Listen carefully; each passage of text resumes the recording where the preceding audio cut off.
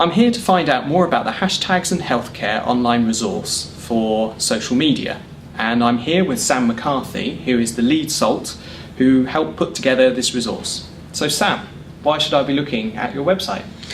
You should be looking at hashtags in healthcare basically because social media is a really hot topic and big issue generally, but also in healthcare. Because you've got to think for doctors and dentists and all of the healthcare students, there's that kind of professionalism aspect of it, which is a really big deal. And we just kind of felt it was something that wasn't really talked about very much. People were very unsure. So essentially we've tried to just put as much information about it as possible in a really accessible way, so people can just look at what's out there, look at all this information that's presented really easily and kind of inform themselves and kind of start the conversation a bit more about social media in healthcare. Great. So if I'm a student, when should I be looking at your website? To be honest, it'd be really kind of useful if you kind of looked at it before you came to university, because obviously it's quite a bit of a culture change going from being in A-levels, being at college and having no one really thinking about what's on social media, and all of a sudden you're put into a professional environment, so it might be worth thinking about it then. I suppose people coming to the end of their courses, going into finals and going to interviews might want to look at it to think about how employers view their social media account, and also they probably want to know a bit more about what the professional bodies have to say about it, which is the information we've got on there. Kind of reduce these big bureaucratic documents down into quite easy bite-sized chunks.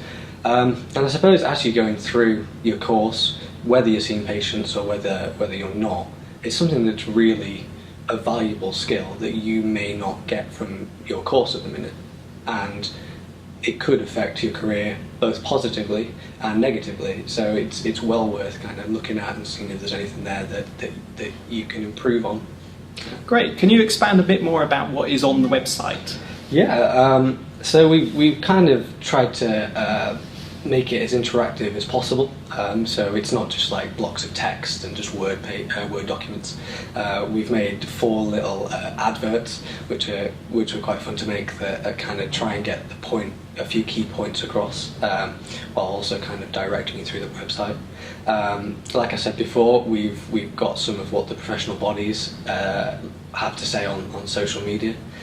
We've also we thought it was really important to use some real life stories, both where qualified professionals, students have kind of got into a bit of trouble with social media, that maybe have some disciplinary issues, maybe even been struck off in a couple of cases.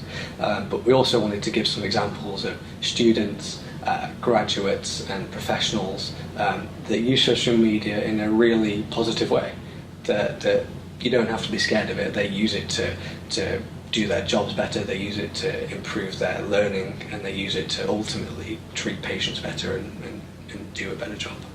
Great, so I shouldn't be going off and deleting my social media profile just yet? No, that's not the message we want to send out. We want to kind of make people aware of some of the pitfalls that they might want to avoid, but we really want to big up the potential and give people advice on how to really engage with social media, and hopefully this resource will do that. Sounds great, thank you very much. All right.